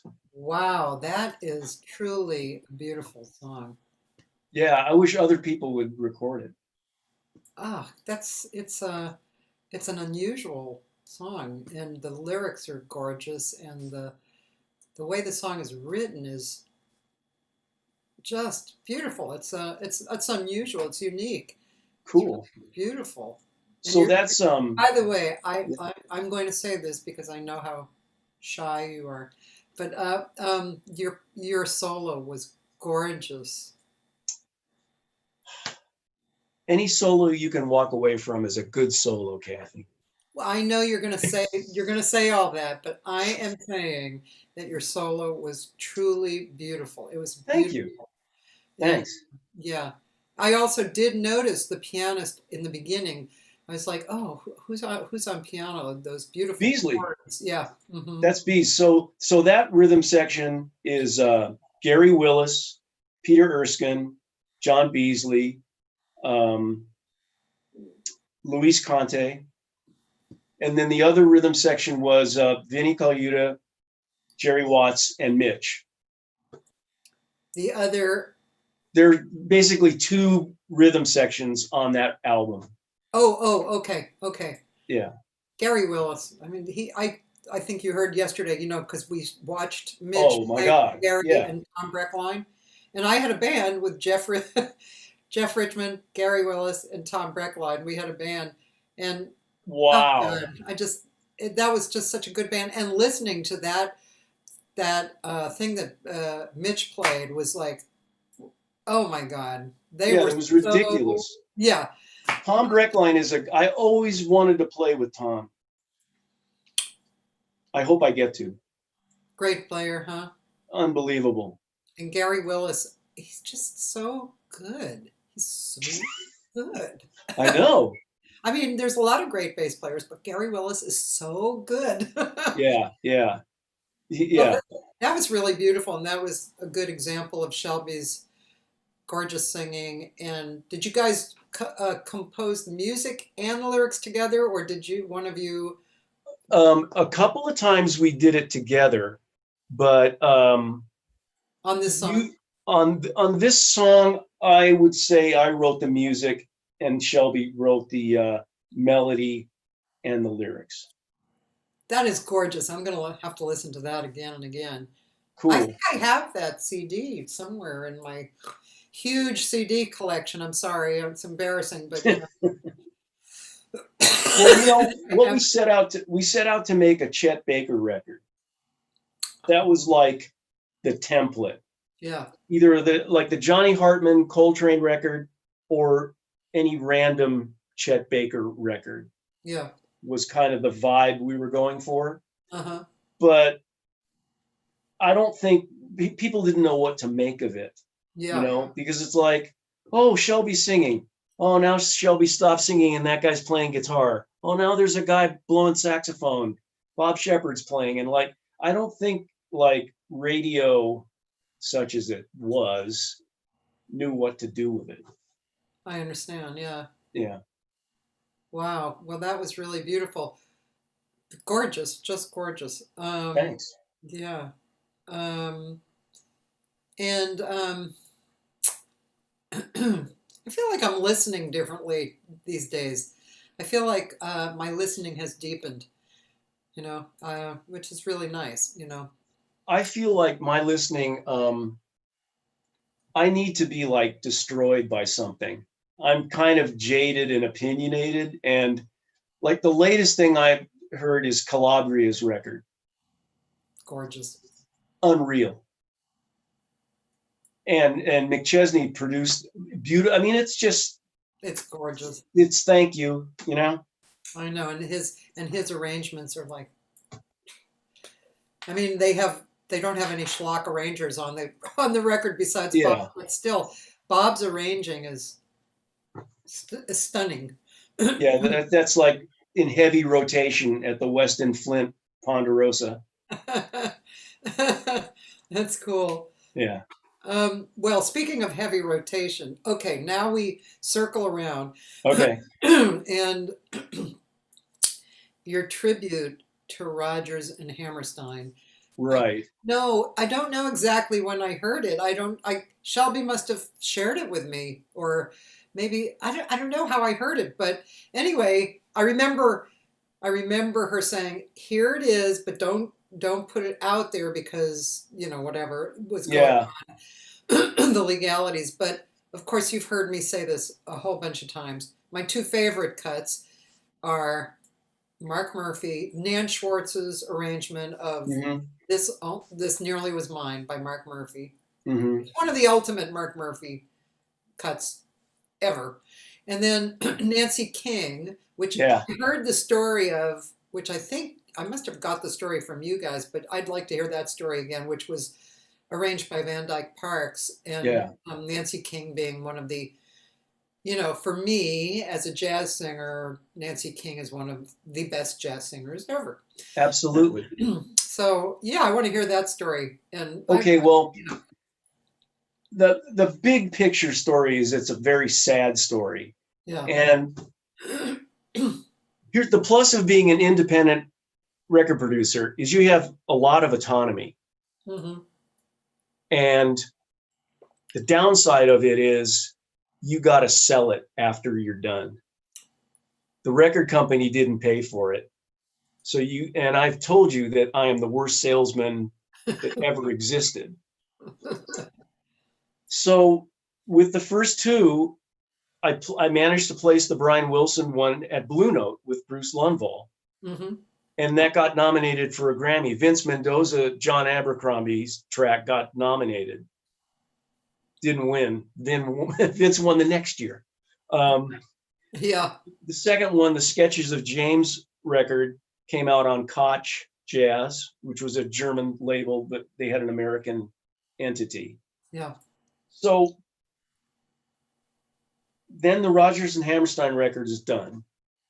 And once again, it's up to me to find a home for it in the States. And instead of getting, that pick yourself up, dust yourself off and start all over again, I got bugged. I got mad that I was going to have to sell this again. Does that make any kind of sense at all? Sure. Yeah. Yeah. So I just went like, nope, I'm just going to let it go. Because it was just. You had already accomplished your your cycle of action on it, and you gave it your love and your creation, and you started. I make them, I don't sell them. Yeah, I can understand that a lot. Yeah. Yeah. So it only was released in Japan on Victor. Huh. Did it And sell? it wasn't even like it was more, here's the release. So it didn't really go far in Japan either. No. Have you considered releasing it, like re-releasing it? Well, it's available. You can download it. Yeah. It's just that the way the music business is today, it's so weird. I actually wanted to ask you a question, but there's the cream rises to the top, that expression? Sure. There's so much milk now that the cream can't rise to the top. Yeah. And And I've always wanted the music to speak for itself, but you know that the music doesn't speak for itself Yeah. in terms of marketing and letting people know it's there. Yeah, you're giving me an idea, like I need more ideas to work on. But It's a slog, man.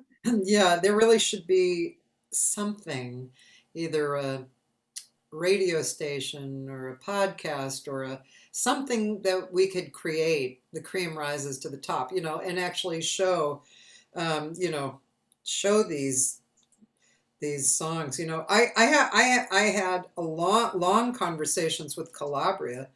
Speaking of Calabria and Bob about their projects, especially this last one, you know, uh, she felt really surprised and, disappointed that after she spent money with people, shopping it or putting it out, that it wasn't picking up attention, right? And we were throwing around ideas, and it's just like, it's insane. It's insane that It's that insane. that music like that, and like your project, and maybe the other projects too. I haven't heard those other projects, but is not held up, in honor. It It's really, like there's 400 channels and nothing's on.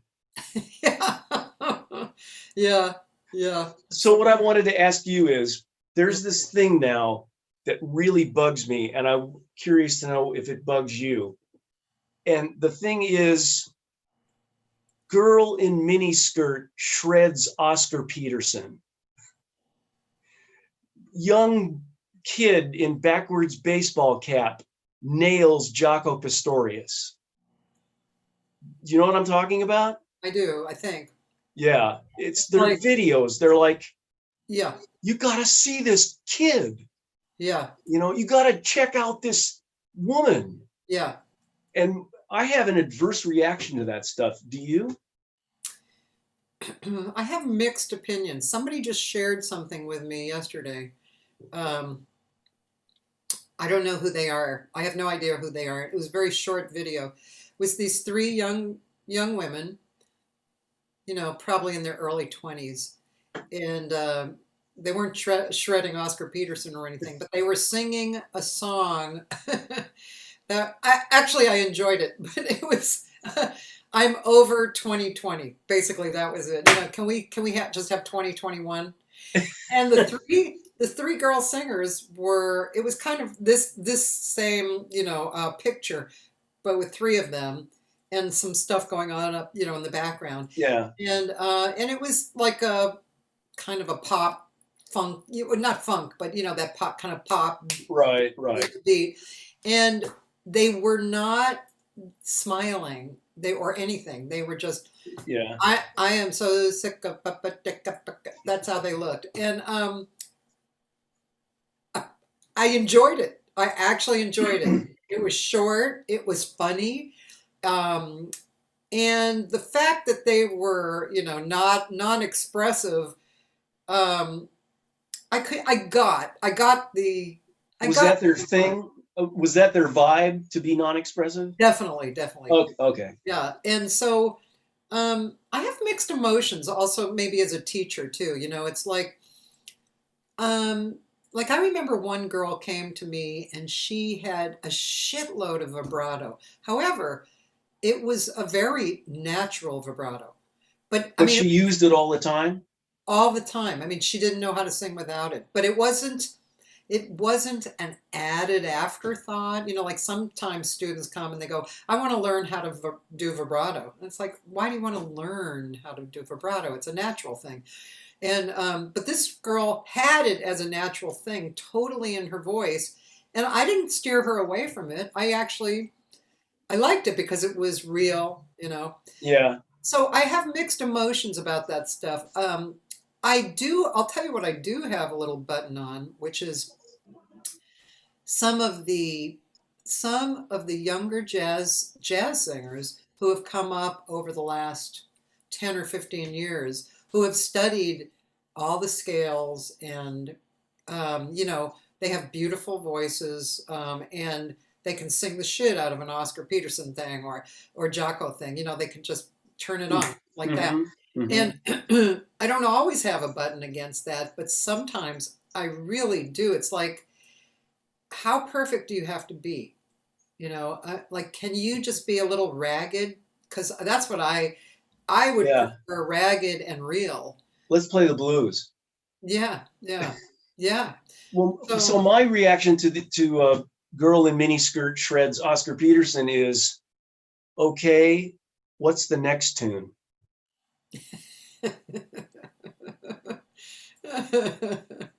What are we doing now?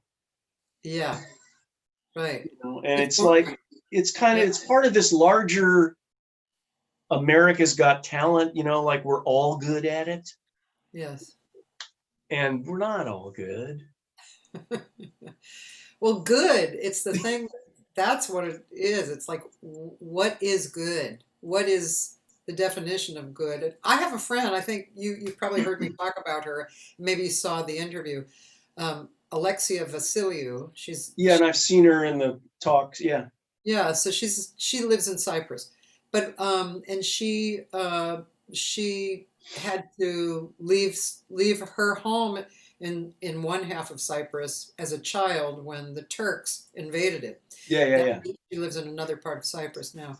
But so what she did was she got this idea, and it took a lot of work. I've talked to her deeply about it. She got this idea that she should go into elementary schools and have them pipe over their loud system as the kids are moving from class to class, classical and jazz music. Cool. Yeah. And she did that. She got it into the schools, and I think she might even come and try in America too. But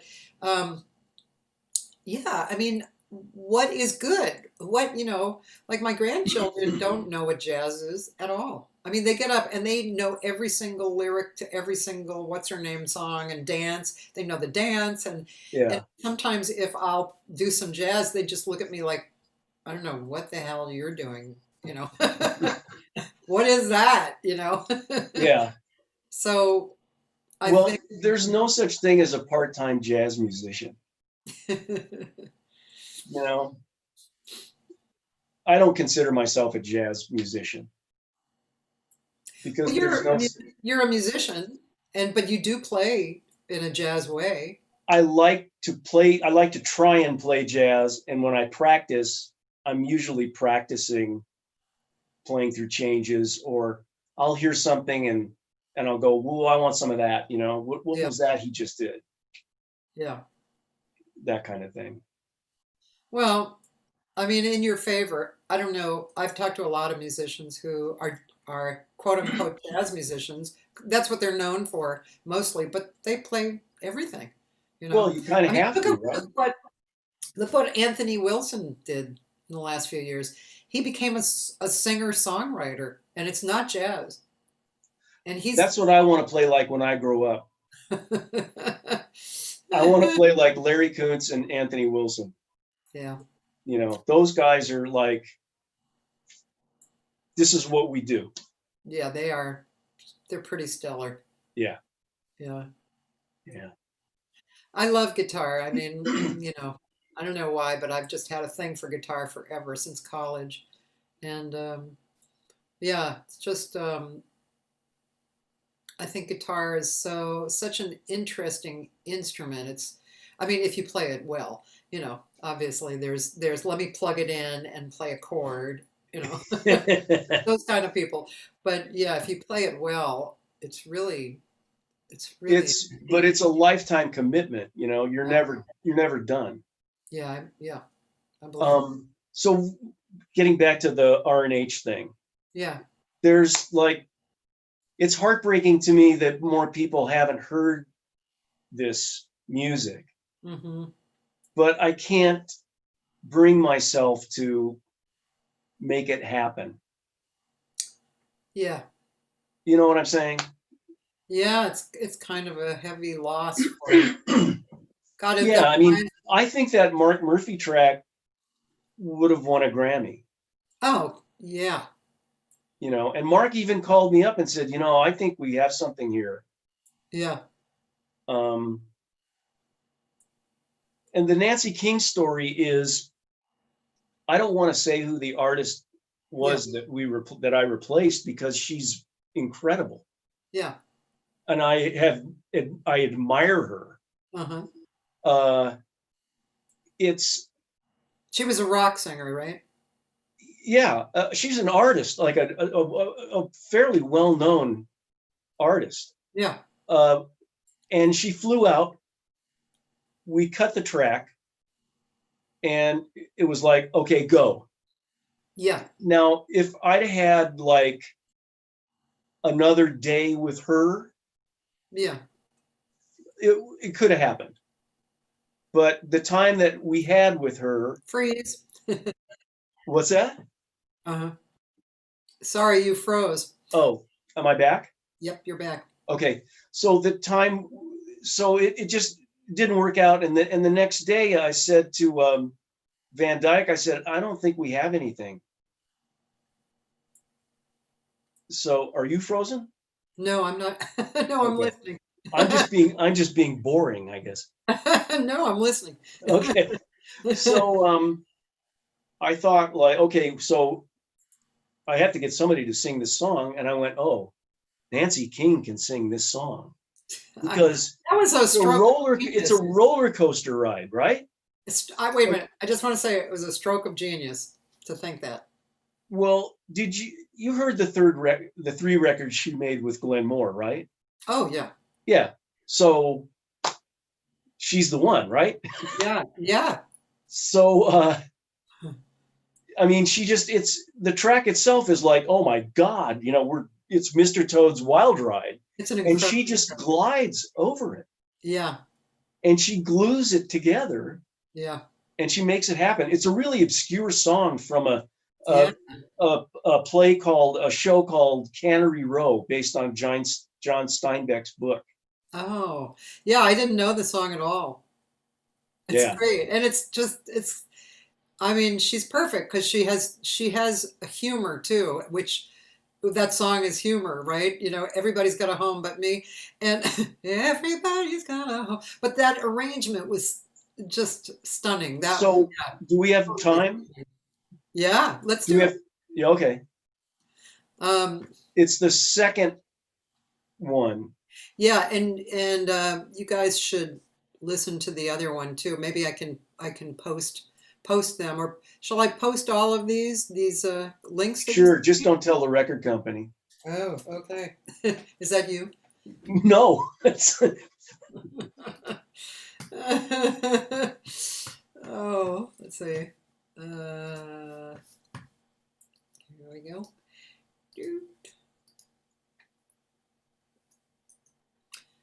Yeah, this is, let's see.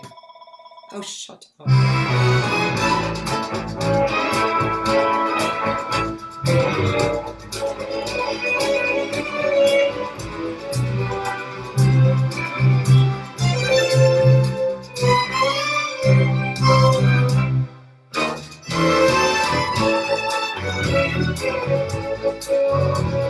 Scooted out of Frisco over Route 101, bummed a ride as far as San Jose. I rode aboard a Greyhound till I ran out of go, landed on my can in Monterey. But I seen a lot of things along the way, and I did a lot of thinking on the way.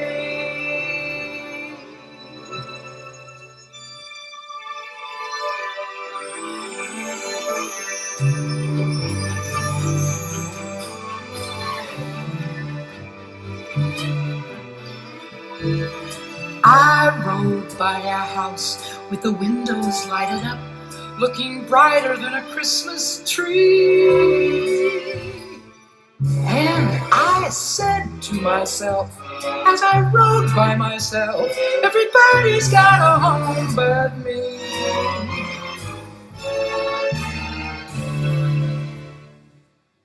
I rode by a house where where the moon was on the porch and a girl was on her fella's knee. And I said to myself as I rode by myself, everybody's got a home but me.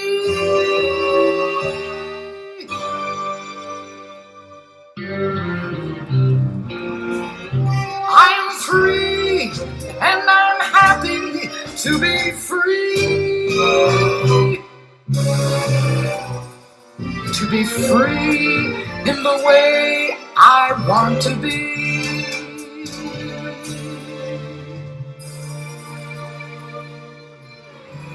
But once in a while, when the road is kinda dark and the end is kinda hard to see, I look up and I cry to a cloud passing by.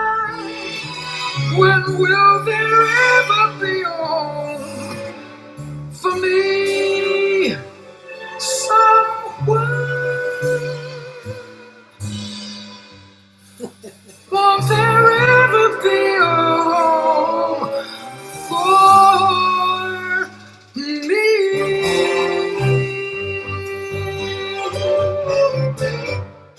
I rode by a house where a pigeon had a roost on the rigging of a new TV.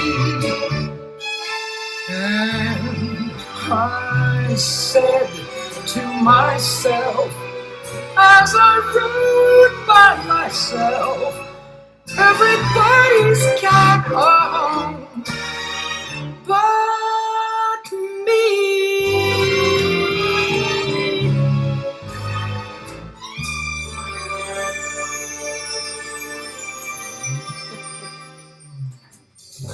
Everybody's got a home but me. Wow. Come on, that's great. It's pretty cool. It's amazing. That was like first or second take. That's You great. know. I talked to her pianist, Steve. I don't know if he came. Yeah. I know who he is. Yeah. Yeah, and he told me about her gig with the Metropole, you know, Uh-huh. and talking to the arrangers about that, you know, Yeah. like telling them, hey, you know, this is Nancy King, and she's going to do what she does, and so you have to adapt to her. Oh, right. And so, yeah. Yeah. I just think she's the best. Now, see, I played guitar for Diana Ross for 2.5 years, and a lot of the band was the Portland guys. Uh-huh. So it was Phil Baker from Pink Martini. You know that band? Yeah. Phil Baker was the bass player. George Mitchell was the pianist. Mel Brown was the drummer. And those guys are all part of that Portland scene that Nancy's part of. Yeah. So that's kind of was like my inroad, you know. Yeah. And then I told her I was Joe Stafford's son. And that was it. And She's great. I love her. I haven't talked to her directly for a long time because she's kind of a recluse, but Right. but we've been good friends early and, you know, years ago. She's so cool. Such a great singer and a great person. I did have one question that we could touch on a little before we go. Mark Baldrige says, do you think the main problem with the music industry is that the music produced is no longer personal because of streaming? It's still made by people, even though it's streaming. I'm not sure I understand. Yeah. Yeah, I think he's.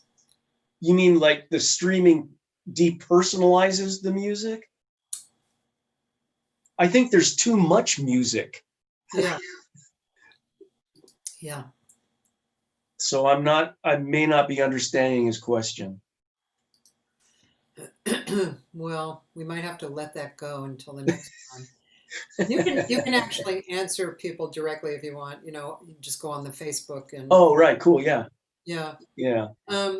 Gee, Tim, this was really fun. It was a blast. I'm so glad you agreed to be on. Oh, I was hoping you'd ask me. So thank you. You're welcome. Yeah, I want to hear more stuff. So I'm definitely going to go hear what you sent me because I didn't hear all of it. And Okay. Would you want to close with one more track? yeah, sure. Play the Shirley Horn track from the James Taylor record. Okay. I Yeah. think it's the second one. Okay. Yeah. Tower of Power and Shirley Horn. So Yeah. it's the second one. Yeah.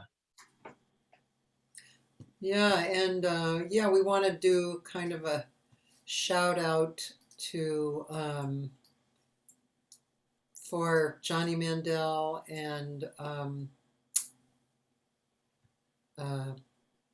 who died today? Yeah. Carl Reiner. Carl Reiner. Yeah, wow. I'm sure they're hanging out. I asked Johnny Mandel if he wanted to do the Rodgers and Hammerstein project. Yeah. And he said, no, I don't want to, but I'll reharmonize every song out of spite just to get back at Richard Rodgers. So that's when I called Nan, because Johnny said, call Nan. And I said, yeah, call Nan. Good choice. Totally. Yeah, that was just you. You guys got to listen to the other song listed in the on the links. Mark Murphy's song Yeah. arranged by Nan. Oof, and And Lee Musiker, the piano player. Oh, okay. Because what happened is it was recorded like a jazz trio with Peter Erskine, Dave Carpenter, and Lee Musiker and Mark. Oh. And then Nan scored to the accidents. That's the beauty of it. Oh, that's really beautiful. Yeah. And by the way, I want to say that Shelby Flint and Dori Kaimi did a song together that was beautiful, and Phoebe Snow, that was like a surprise. And that, of course, she was like so big when I was in college. She was like really happy. Right. Toots Thielmans. Toots Thielman. Yeah. There was another instrumental one, right? Or two? I put together the original LA Express. Right. With there's a lot of people on that record that aren't with us anymore. Isn't that weird? Yeah. Yeah. Yeah. Time moves on, man. Can't stop it. Nope. None of us get out of here alive, as they say. Well, okay, I'm going to say thank you, and I'm going to tell people tomorrow is a great pianist, Christian Jacob, and a wonderful singer who has had a long career, and that's Pinky Winters, who really is just a real beautiful jazz singer. And then I have 2 days off this week. Thursday, my normal day, and then July 4th, I just thought people wanted to, whatever, party. So Joey Sellers, do you know him, the trombone player? I don't. Okay, so Joey is kind of a big guy in the more of the modern jazz music, like the Brad Dutz kind of stuff. Little. Is he like a blue whale kind of guy? Yeah. Okay. Yeah. And he lives in Orange County. Mm. Great trombone player, but he's also and he's like the head of the music department in one of the colleges down there. And he's funny and smart and nice and great. So he's going to be on Friday, and Sunday we're having Roy McCurdy. Oh, awesome. Yeah, the great jazz drummer who, speaking of a long career, I'll be there for all of those. Yeah, it's going to be fun. Awesome. Thank you, everybody, for being with us today. And yeah, thank you for asking me too. You're welcome. Is there anything else that you would like to say to the people? Always try to play with musicians that are better than you are. if they'll let you, because they'll raise your game. That's good. And if you work with me, the music's going to be good and the bread's going to be straight. All right. Okay. I like that. Also, I just want to say that I wanted to say something about you, but I totally forget. That's okay. I'll tell Shelby to tell you. Okay, thank you. And I'm going to go bug her now. Okay, good. So play that Shirley Horn track and I'll say goodbye. Okay. Goodbye, ladies and gentlemen. And here's the Shirley Horn track. Thanks, Kath. Thanks, Tim. The secret of life is enjoying the passage of time.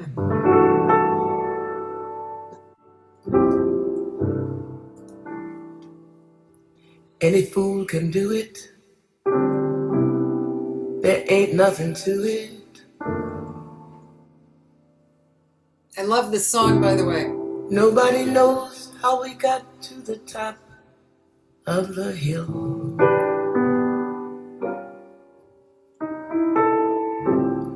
But since we're on our way down,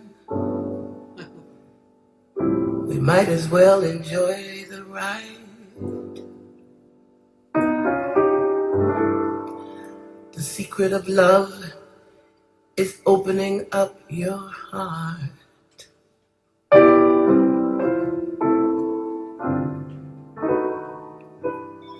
It's okay to feel afraid, but don't let that stand in your way. 'Cause anyone knows that love is the only road.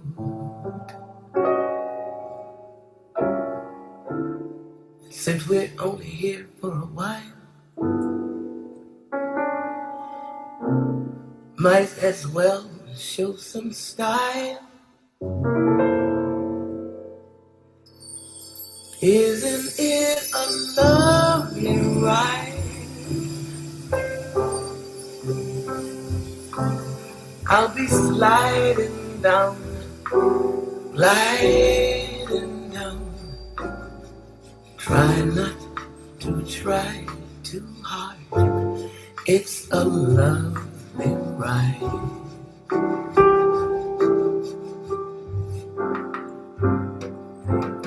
Now the thing about time is that time isn't really real.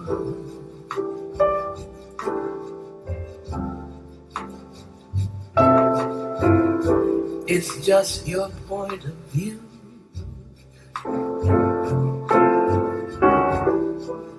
How does it feel for you?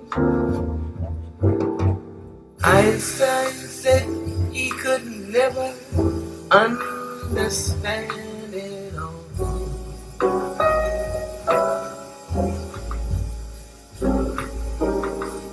Planets are spinning through space. Smile upon your face. Welcome to the human race. Some kind of lovely ride. I'll be sliding down. I'll be gliding down. Try not to try too hard. It's just a lovely ride.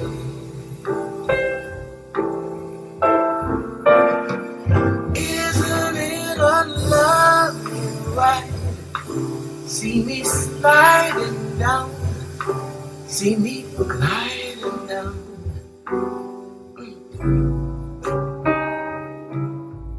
Try not to try too hard. It's just a lovely ride.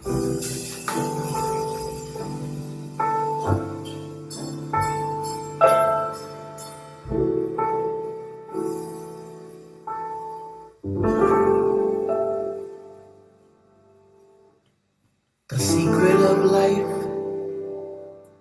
is enjoying the passage of time.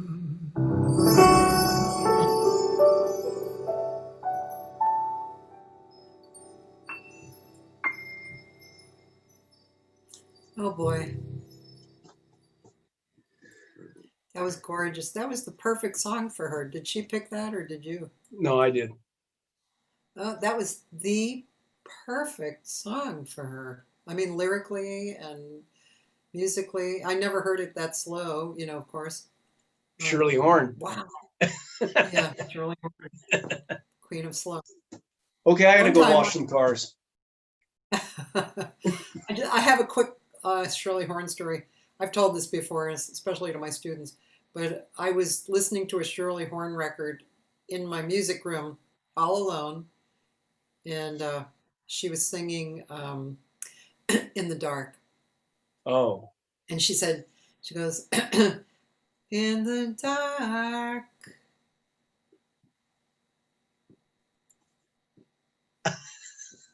In the dark. awesome. Right? And I started blushing in the middle because I just started thinking of what was going on in the dark. I know we got to go, but I was talking earlier about things that I just want to be slayed. Yeah. Irene Crowell and Alan Broadbent singing "You Are There." Yeah. I'm done. Yeah. I'm out. You're totally right. Yeah. That's what I want. Yeah. Now I'm gonna go wash cars. Okay. Thanks, Kath. Tim, thank you so much. Okay, I'll see you tomorrow. Okay. Bye, everybody. Have a good day.